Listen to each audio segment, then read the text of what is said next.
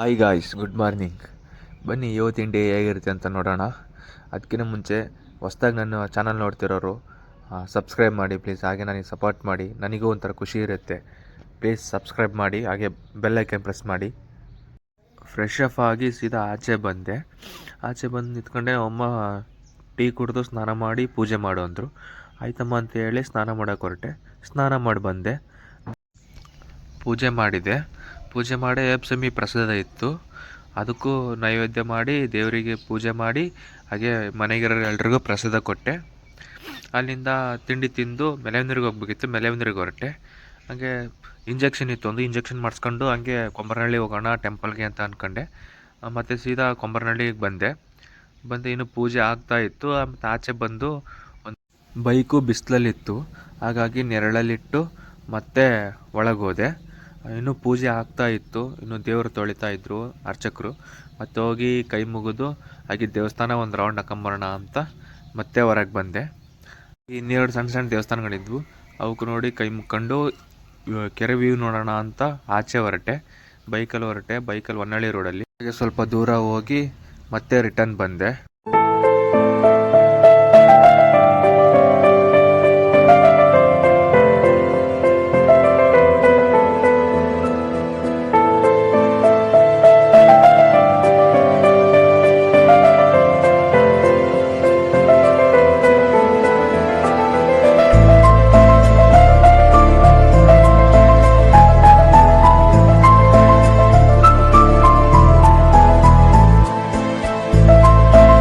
ನಮ್ಮಮ್ಮ ಕಾಲ್ ಮಾಡಿದರು ಹಾಸ್ಪಿಟ್ಲಿಗೆ ಹೋಗ್ಬೇಕು ಬಾ ಅಂತ.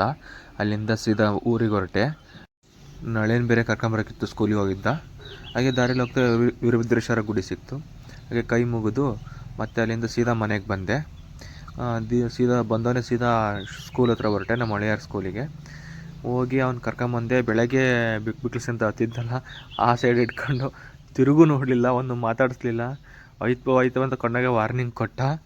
ಊರಿಗೆ ಕಳಿಸ್ತಾರೆ ಅಂತ ಅಂದ್ಕೊಂಡು ರೆಡಿ ಮಾಡಿ ಡೈಲಿ ಸ್ಕೂಲಿಗೆ ಬಿಟ್ಟು ಬರ್ತಾರೆ ಇವ್ರು ನೈಸ್ ಮಾಡಿ ಅಂದ್ಕೊಂಡು ಸಿಟ್ಟು ಮಾಡ್ಕೊಂಡು ಬೈಕ್ ಹತ್ರ ಹೋದ್ರೂ ಮಾತಾಡಿಸ್ತಿಲ್ಲ, ಅಷ್ಟೊಂದು ಸಿಟ್ಟು ಮಾಡ್ಕೊಂಡಿದ್ದ.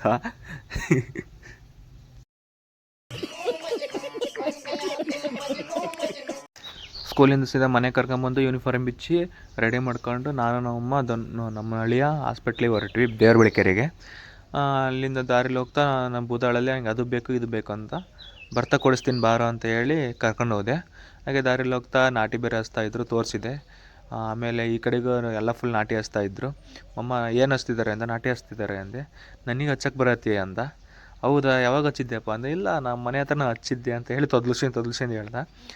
ನೀನು ಬುದ್ಧಿವಂತನ ಜಾಣ ಅಂತ ಕೇಳಿದ್ರೆ ನಾ ಇಲ್ಲಪ್ಪ, ನಾನು ದಡ್ಡ, ನೀನು ಆದ್ರೂ ನಾಟಿ ಹಚ್ಚಕ್ಕೆ ಬರುತ್ತೆ ಅಂತ ಹೇಳಿದ.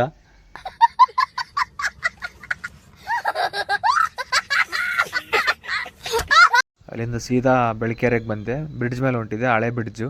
ಕೆರೆ ತುಂಬ ನೀರಿದ್ರೂ ಪಾಚಿ ಕಟ್ಟಿತ್ತು ಫುಲ್ಲು, ಅದರಲ್ಲೇ ಮೀನು ಹಿಡಿತಾಯಿದ್ರು. ಅದ್ರಾಗೂ ಚೆನ್ನಾಗಿ ಬೇರೆ ನೀರು ಎತ್ತಿದ್ರು. ನನ್ನ ಅಳಿಯ ಫುಲ್ಲು ನೀರೈತೆ ಮಮ್ಮ ಅಂತಿದ್ದ. ಬಾ ಈಜಾಡೋದ ಅಂದ್ರೆ ಬೇಡಪ್ಪ ಅಂತಿದ್ದ. ಅಲ್ಲಿ ಮೀನು ಹಿಡಿತಿದ್ರಲ್ಲ, ಅವ್ರಿಗೂ ಕೇಕೆ ಹೊಡಿತಿದ್ದ, ನಾವು ಮೀನು ಬೇಕು ಅಂತ. ಗೇಟ್ ಹತ್ರನೂ ಫುಲ್ಲು ಪಾಚಿ ಕಟ್ಟಿತ್ತು. ಈ ಕಡೆ ನೋಡಿದರೆ ನೀರು ಹರಿತಾ ಇತ್ತು, ಆದರೂ ಸ್ವಲ್ಪ ಸ್ಲೋ, ಯಾಕಂದರೆ ನೀರೆಲ್ಲ ಸಪ್ಪೆಲ್ಲ ಬಂದು ನೀರಿಗೆ ಗೇಟಿಗೆ ಅಡ್ಡಾಗಿತ್ತಲ್ಲ, ಹಾಗಾಗಿ ಸೀದಾ ಹಾಸ್ಪಿಟ್ಲಿಗೆ ಬಂದೆ. ನಮ್ಮಮ್ಮ ತೋರಿಸ್ಕೊಂಬಂತು. ಮತ್ತು ಅಲ್ಲಿಂದ ರಿಟರ್ನ್ ಮನೆಗೆ ಹೊರಟ್ವಿ. ಹಂಗೆ ದಾರಿಯಲ್ಲಿ ಹೋಗ್ತಾ ಮತ್ತೆ ಅದೇ ಬ್ರಿಡ್ಜ್ ಮೇಲೆ ಬಂದೆ. ಮತ್ತು ಪಾಚಿ ತೊಟ್ಟಿತ್ತು, ಮತ್ತು ಫುಲ್ ಕಟ್ಟಿತ್ತು ಮಮ್ಮ ಹಿಂಗೆ ಅಂದ. ಸೀದಾ ಹಂಗೆ ಬ್ರಿಡ್ಜ್ ದಾಟ್ಕೊಂಡು ಮುಂದಕ್ಕೆ ಬಂದೆ. ನಳಿನ ಜೊತೆ ಮಾತಾಡ್ತಾ ಹಂಗೆ ರೋಡ್ ಸಾಕಂತ ಸೀದಾ ಮನೆಗೆ ಬಂದ್ವಿ. ಇವನು ಸಂಜೆ ನಮ್ಮ ನಳಿ ಹತ್ತಿರ ತೀಟಿ ತೆಗ್ದಿದ್ದ ಮನೆಯಲ್ಲಿ. ಹಾಗೆ ಅವ್ನ ಕಿವಿನ ಸುಮ್ಮನೆ ಕೈಯಲ್ಲಿ ಕಿತ್ಕೊಂಡ್ರು ನಾನು ಕಿವಿ ಬೇಕಂತಿದ್ದ. ನೋಡಿ ಬುದ್ಧಿವಂತ ಹೆಂಗೆ ಹೇಳ್ತಿದ್ದಾನೆ. ಏನು ಎಷ್ಟು ಎಲ್ಲಿ ಕಿತ್ತಂತೆ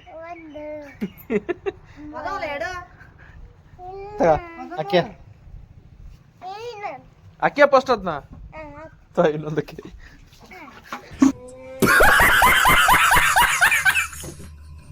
ಸಂಜೆ ನನ್ನ ಹಳೆ ಇನ್ನೊಂದು ಕಿತಾಪತಿ ಸ್ಟಾರ್ಟ್ ಮಾಡೋಣ ಅಂದ. ಬಾ ತಲೆ ಬಾಸ್ತೀನಿ ಅಂದ. ಮಾರಿ ಹಬ್ಬಕ್ಕೆ ಹೋಗ್ಬೇಕಲೆ ಅಂದ. ಬಾ ನಾನು ರೆಡಿ ಮಾಡ್ತೀನಿ ಅಂತ ಎಣ್ಣೆ ಹಾಕಿ ತಲೆ ಹೆಂಗೆ ಬೇಕು ಹಂಗೆ ಬಾಸ್ತಿದ್ದ. ಆಮೇಲೆ ಹೇಳ್ದ ಗಿರಿ ಹೇಳ್ದ, ಟೈಮ್ ಆಗತ್ತಲೆ, ಹಬ್ಬಕ್ಕೆ ಅಂದ್ರೆ ತಲೆ ಕೇಳಲಿಲ್ಲ. ತಲೆ ಫುಲ್ ಬಾಸ್ತೀನಿ ಅಂತ ಫುಲ್ ರೌಂಡ್ ಹೊಡೆದ. ಅಷ್ಟೇ ಅಲ್ಲದೆ ನಾನು ಬೇರ್ಡು ಬಾಸ್ತೀನಿ ಅಂತ ಬೇಡ್ಗೂ ಬಾಚಕ್ಕೆ ಹೋದ.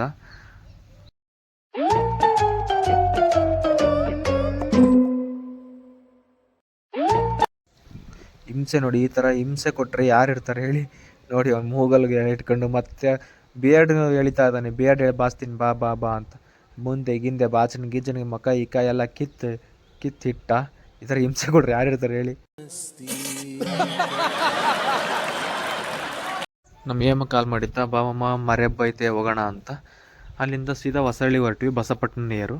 ಹಾಗೆ ಎಲ್ರ ಜೊತೆ ಹಂಗೆ ಹರಟೆ ಹೊಡ್ಕೊಂತ ಸೀದಾ ಎಂಟ್ರೆನ್ಸ್ಗೆ ಹೋದ್ವಿ. ನಮ್ಮ ಏಮ ಬಂದು ವೇಟ್ ಮಾಡ್ತಿದ್ದ. ಬಾ ಮನೆಗೆ ಹೋಗೋಣ ಅಂತ ದಾರಿಲಿ ಕರ್ಕೊಂಡು ಹೋದ.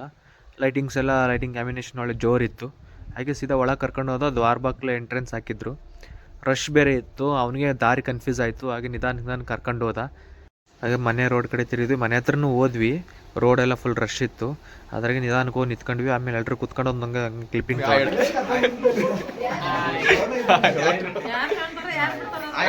ನೋಡುತ್ತೆ. ಇದು ನಮ್ಮ ಅತ್ತೆ, ಯೂಟ್ಯೂಬ್ ಲಾಗಿಗೆ ಇದು ನಮ್ಮ ಸೊಸಿ,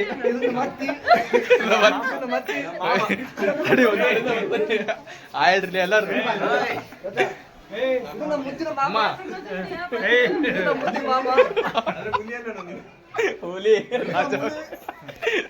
ಸ್ವಲ್ಪ ಎಂಜಾಯ್ ಮಾಡಿ ಅಲ್ಲಿ ಟೈಮ್ ಆಗಿತ್ತು, 9:45 ಆಯಿತು. ಊಟ ಮಾಡಿ ಬನ್ನಿ ಅಂದರು. ನಾವು ಊಟ ಮಾಡೋದಕ್ಕೆ 10:15 ಆಯಿತು. ಹೊರಡೋಣ ಅಂತ 10:45 ಆಯ್ತು ಹೆಚ್ಚು ಕಮ್ಮಿ ಹೊರಟ್ವಿ. ರೋಡ್ ಬೇರೆ ಸರಿ ಇತ್ತಿಲ್ಲ, ಯಾಕಬೇಕಂತ ನಿಧಾನಕ್ಕೆ ಹೊರಟ್ವಿ.